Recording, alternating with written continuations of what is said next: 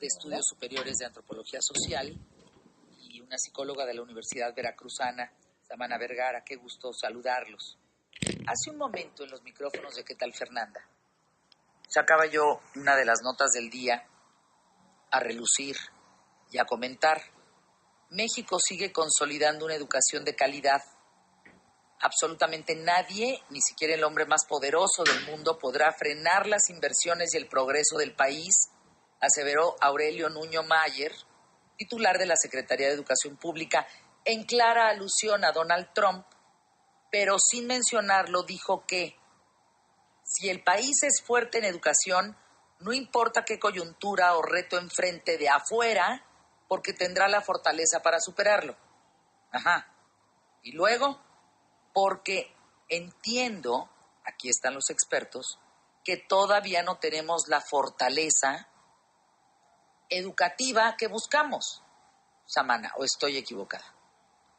Pues nosotros podemos hablar de los aprendizajes básicos, que fue de lo que se trató la investigación que nosotros estamos haciendo desde el 2014, y los aprendizajes básicos, por lo menos, de los niños de educación básica de los 4 estados de los que reportamos resultados no están muy bien, que digamos, ¿no? A ver, explícanos el estudio. ¿Qué estudio? ¿Qué estados fueron? ¿Qué implementaron desde el 2014? ¿Qué resultados tenemos? Porque lo que yo no quiero es caer en el bla, bla, bla, bla, bla, sino confirmar a través de estudios de que no estamos con los resultados que esperamos, para decir que si estamos fuertes, pues entonces podemos enfrentar lo que sea. Pues no estamos fuertes. Esa es la realidad. ¿Qué hicieron ustedes como estudios? Ok, nosotros lo que medimos fueron en lectura y en matemáticas. En lectura medimos si los niños entre 5 y 16 años, si sabían leer y comprender lo que leían, un texto sencillo que se les mostraba. ¿Entre 5 y 16 años? Y en matemáticas, si sabían hacer operaciones básicas, aritméticas, que era hacer una suma, hacer una resta, una división y resolver un problema que implicaba 2 operaciones aritméticas. Este instrumento sencillo se aplicó en los hogares de 4 estados, que fue Veracruz, Puebla, Quintana Roo y Yucatán. En muestras representativas por distrito electoral se aplicó a aproximadamente 8,200 niños. Se fue a los hogares con ciudadanos voluntarios que aplicaron el instrumento previamente capacitados, y entonces obtuvimos resultados que nos muestran, por ejemplo, que más o menos 1 de cada 3 niños de primaria alta, lo que estamos hablando de 4º, 5º y 6º, no pudieron comprender o responder a la pregunta de comprensión de un texto básico de 2º de primaria. ¿Qué estás diciendo? ¿No pudieron comprender? No pudieron responder a esta pregunta de comprensión, ¿no? Que de un texto básico de 2º de primaria. Incluso en secundaria, haciendo un promedio de 1º, 2º y 3º de secundaria, 1 de cada 5 niños no podían comprender este texto pequeño de 2º de primaria. ¿Qué significa, Samana, esto? Yo quisiera abrir la bocota, pero tú como parte de este estudio, ¿qué significa esto para México? Yo creo que, los niños vienen acarreando una serie de dificultades desde los primeros años de la educación que no se resuelven y que entonces pueden llegar a secundaria o incluso a 1º de prepa, que todavía tenemos datos de niños de 16 años que están, o adolescentes de 16 años que están en este grado escolar. Van acarreando estos problemas que no se resuelven y que les van generando dificultades para tener otros aprendizajes o para poder seguir aprendiendo o para poder seguir desarrollándose académicamente. Es decir, cuando ustedes toman la lectura y la matemática, quiere decir que es a través de estas habilidades, de este conocimiento, de este desarrollo de estas 2 materias específicamente, es que las personas tienen herramientas para enfrentar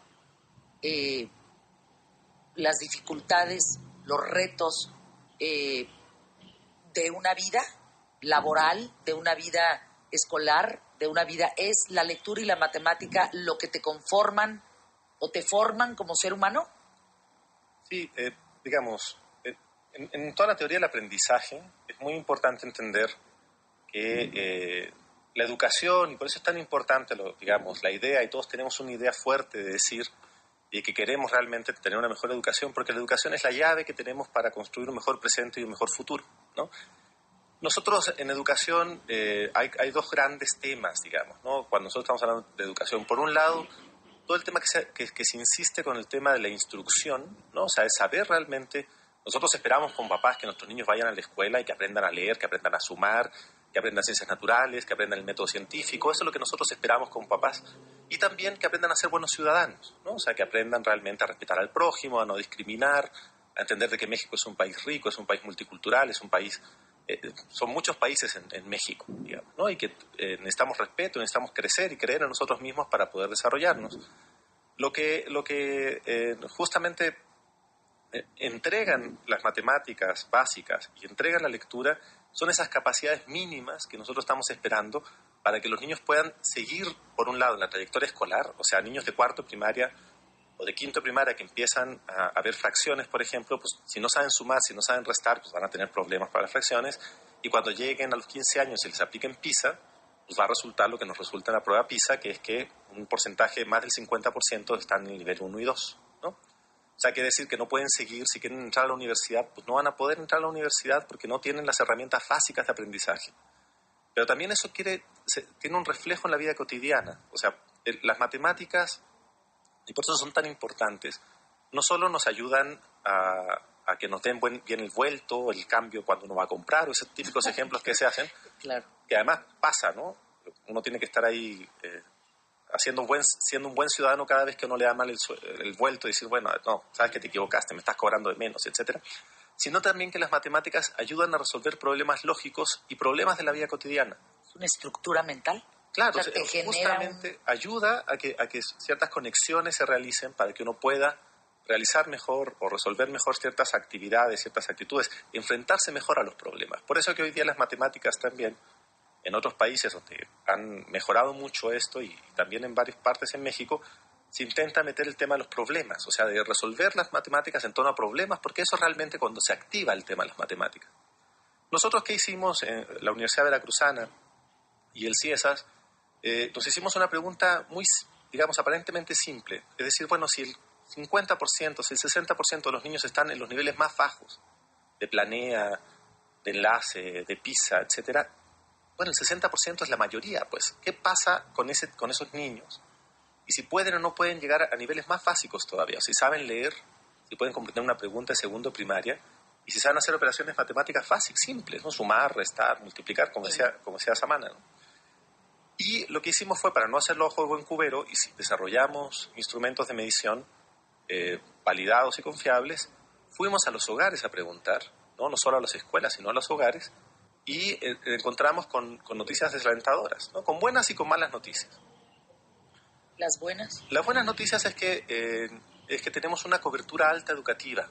O sea, los niños están yendo a las escuelas, ¿no? En promedio, el 98%, el 97% de los niños que respondieron nuestros cuestionarios, fueron más de 8.000 niños en 4 estados pobres. Sí, van a la escuela.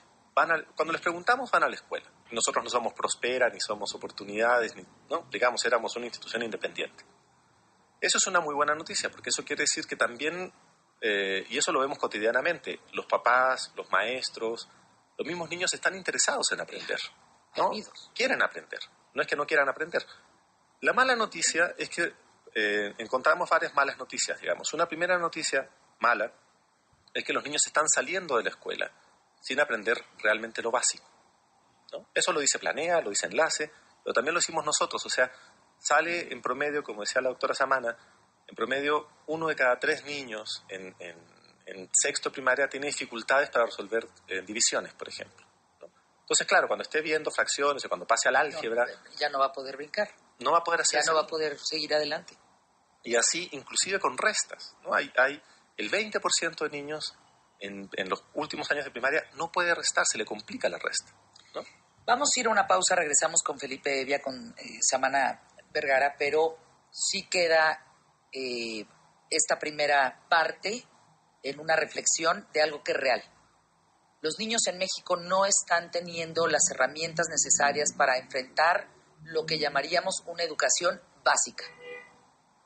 Esto no lo digo yo, ahí están los números. Estamos teniendo deficiencia, estamos teniendo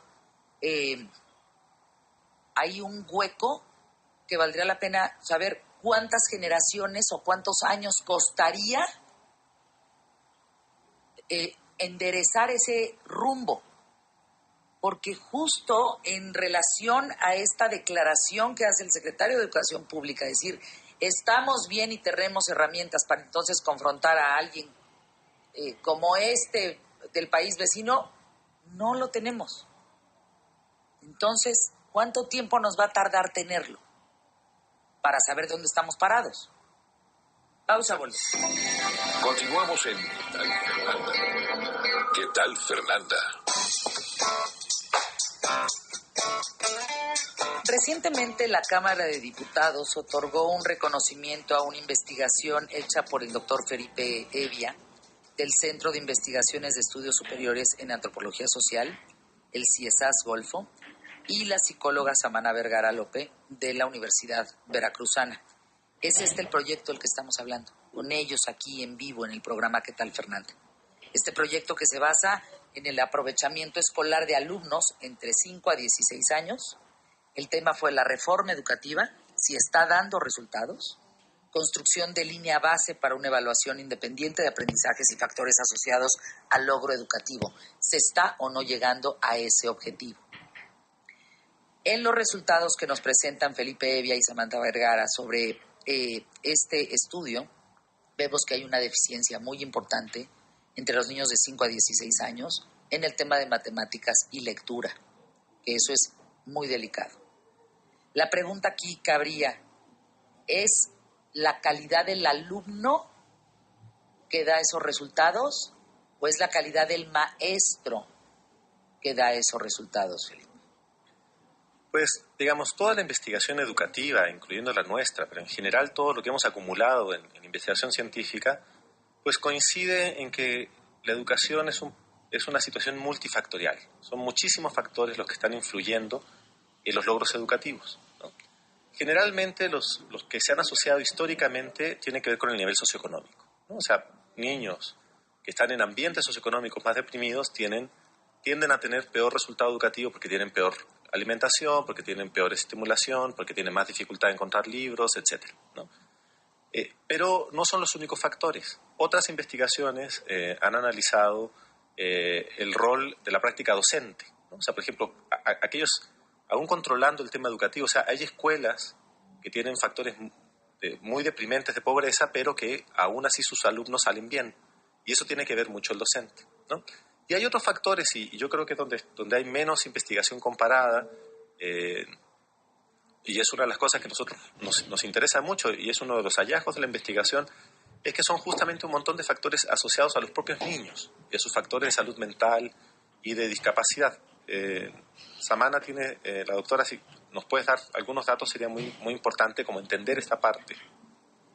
Claro, los factores asociados que nosotros encontramos que nos llamaron la atención, independientemente de los factores socioeconómicos que, como decía el doctor, tienen, digamos, que toda la literatura dice que tienen que ver, fueron asuntos. Nosotros preguntamos algunas situaciones de discapacidad o condiciones de discapacidad que podían presentar los niños. Y llama la atención por ejemplo, si podían ver bien, si podían hablar sin problema, si tenían dificultad para poner atención o aprender cosas sencillas. Y entonces encontramos que, por ejemplo, 15% de los padres respondieron que sus hijos tenían dificultad para aprender cosas sencillas y poner atención. Por lo que sea, es decir, porque no ven bien, porque no escuchan, porque a lo mejor tienen un déficit de atención, porque no comieron, porque no sabemos. No sabemos. Pero 15% no cumplen con las condiciones adecuadas para poder aprender. De hecho, 26% de los padres dijeron que al menos una de esas condiciones presentaban sus hijos. al menos alguna de estas condiciones de discapacidad. Entonces, bueno, es de llamar la atención y eso coincide con otro apartado que nosotros preguntamos, otro factor que nosotros preguntamos, que son síntomas de salud mental o de una condición de salud mental, problema de salud mental. Y entonces tenemos, por ejemplo, que más del 50% de los padres dijeron que sus hijos tenían algún problema de estos que se preguntaban, de estos síntomas. ¿Cómo cuáles eran? Casi nunca juega con otros niños. 27% de los padres dijeron que sus hijos casi no jugaban con otros niños. O parece como retardado o lento para aprender. 12%. Entonces, estos factores, al igual que la motivación que preguntamos, ¿importa de algo ir a la escuela? Le preguntamos a los niños, ¿sirve de algo ir a la escuela? Y también se correlacionaba ese factor de una manera como si fuera la edad del niño, por ejemplo, ¿no? De ese nivel de importancia se correlacionaba con los datos de aprendizaje del niño, ¿no? De los aprendizajes básicos. ¿Qué contestaban? Los niños contestaban que sí, ¿no? Que era importante, pero en la medida que contestaban que era más importante, ¿sabían menos? No, les iba mejor en la escuela, ¿no? Les iba mejor en estos aprendizajes. En la medida que respondían que no era tan importante, les iba peor. Pero entonces estos tres factores... ¿Qué les deja este estudio como reflexión a ustedes, Amana? Pues que hay que indagar en todos estos factores que no son los socioeconómicos, que no son los escolares, sino que son los individuales de estos niños y su capacidad de manejar situaciones familiares, de violencia, de emocionales, de relación. Me tienen muy impresionada porque estoy entendiendo, no es un tema de dinero para ir a la escuela, ahí está la escuela. No es un tema de hambre.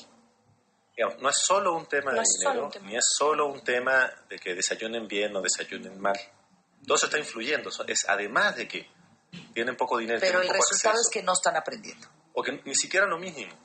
En nuestras investigaciones ni siquiera no están aprendiendo a sumar bien o a restar bien o a comprender un texto de segundo primaria. Le estamos preguntando a niños de 15, 16 años, no, de 15 años si saben, si pueden comprender una historia de 4 párrafos que mi niña de 7 comprende y pues no les cuesta.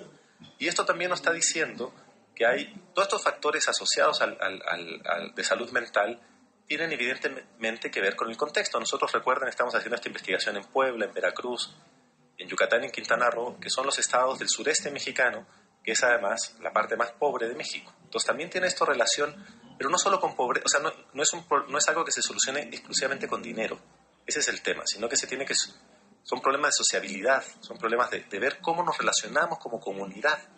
Todo el impacto que ha tenido la epidemia de violencia, por ejemplo, ¿no? En Veracruz, nosotros somos de Veracruz, toda la degradación de lo público con los últimos gobiernos, con el gobierno de Duarte, etcétera, tienen evidentemente impacto directo en la sociabilidad, en que te dé más miedo o menos miedo salir a la calle, y eso impacta en no tener amigos, eso impacta en no jugar, y si uno no juega no aprende, porque no hay emoción de por medio, y es toda una cadena de eventos que se están concadenando pues, para que los niños tengan más problemas para aprender, y esto no es solo un problema de que la reforma educativa que se enfoca hacia el maestro, hacia la evaluación docente, pueda mejorarse. Nosotros no también trabajamos y nos damos cuenta de que son los otros factores, junto con el docente, los que tienen que ser intervenidos.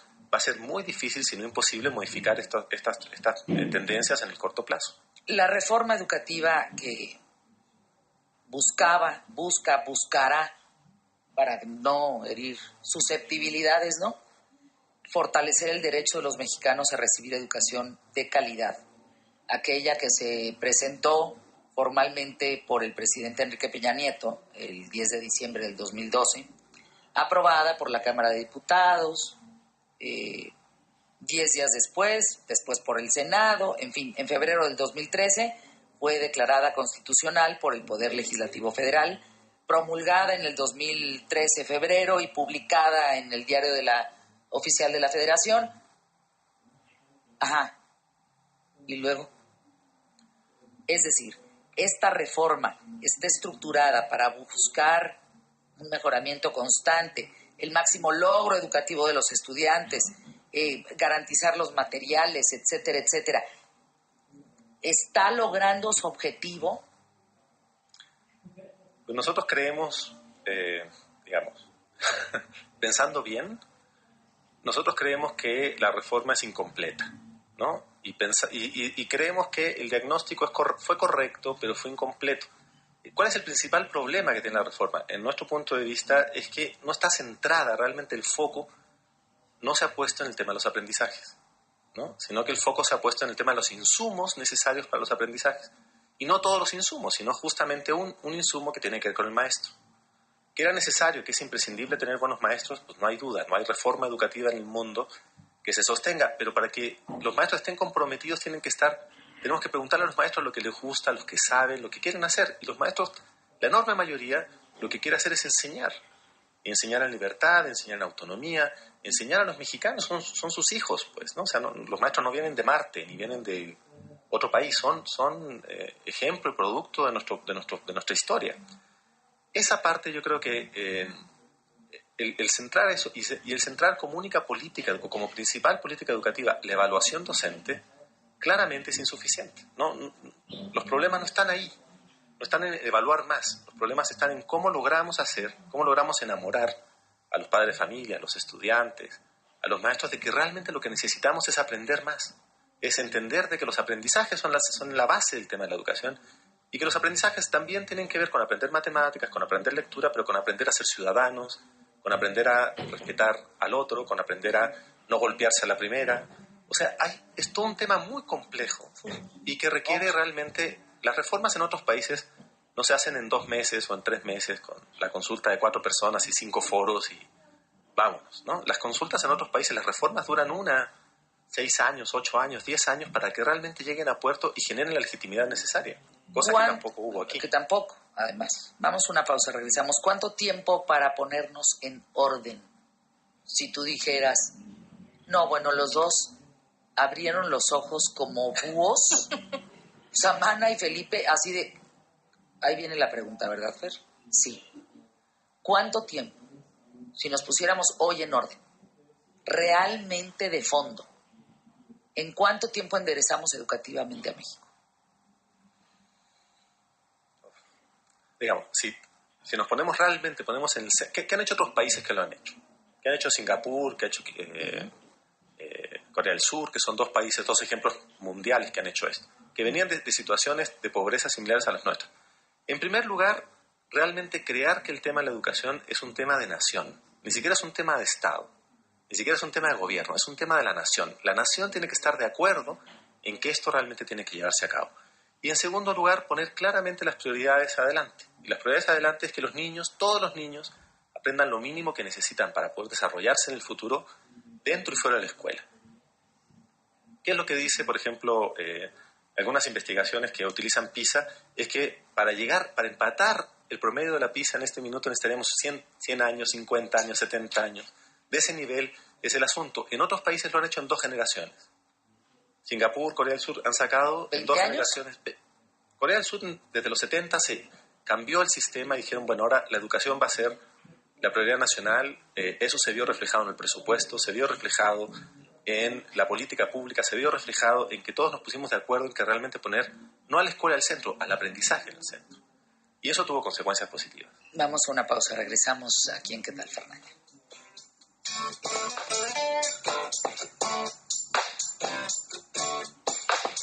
Nos escriben maestros, fíjate. Nos escriben directores de escuela. Por ejemplo, uno que está en Colima, Alfonso Delgado. Dice, Fer, es que te invito a ver las realidades de las escuelas. Es una locura. No las conocemos. No conocemos, nos acotamos a la escuela de nuestro sobrino, de nuestro hijo, de nuestro primo, de nuestro tío, en fin, de aquellos en donde normalmente no vamos. Y no entendemos el abismo entre la pública y la privada.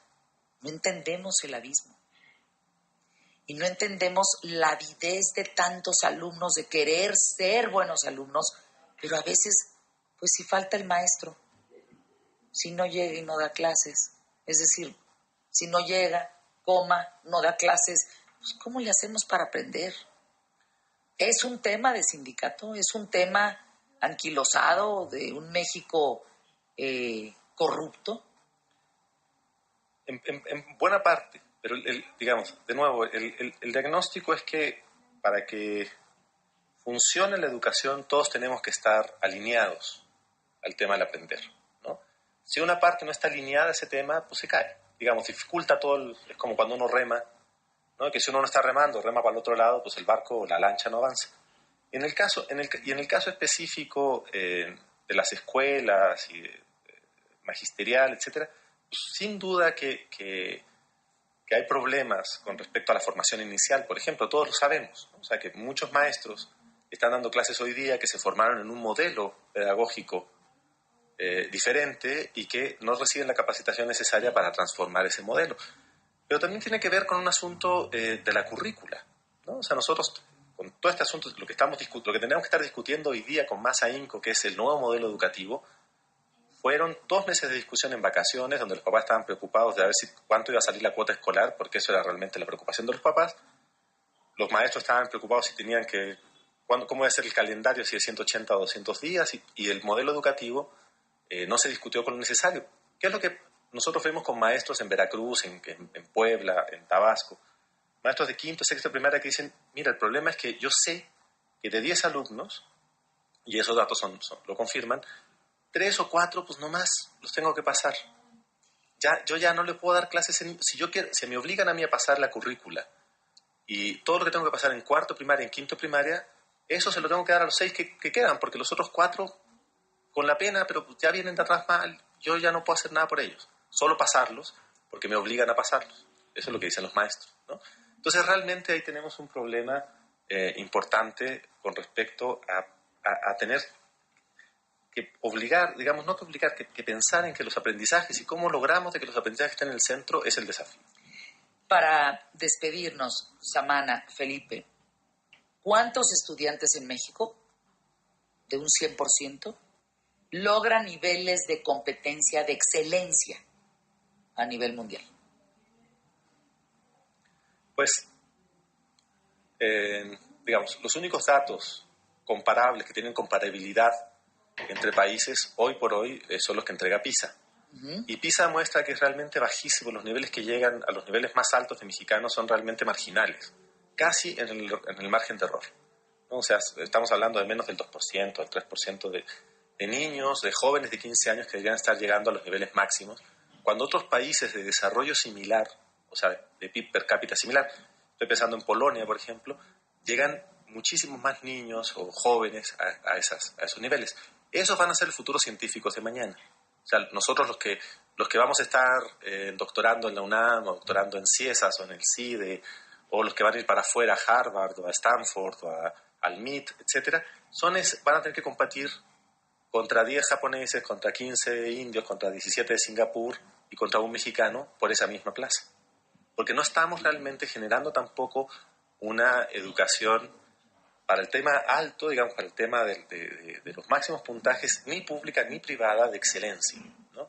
Y eso también nos va a traer problemas, como nos trae hoy día la administración pública, en las empresas, que no encontramos personal altamente capacitado. Las empresas, pues Ford se va por Trump, pero también se va porque aquí no encuentra la innovación que necesita, y Ford va a Australia a que le dibujen y le diseñen los autos. Y no se queda en México porque nosotros no estamos dibujando autos, sino que estamos pagando obreros, pues. Regresa a este tema.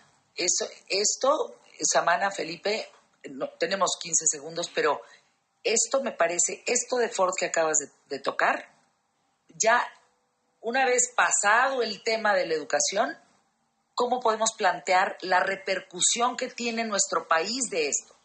¿Te parece? Regresa, Felipe Evia, gracias y felicidades, felicidades por ese premio y por hacer este estudio para México. Samana Vergara, gracias. Hasta pronto. Nos veremos pronto. Cuando ustedes quieran, nosotros estamos aquí. Eso.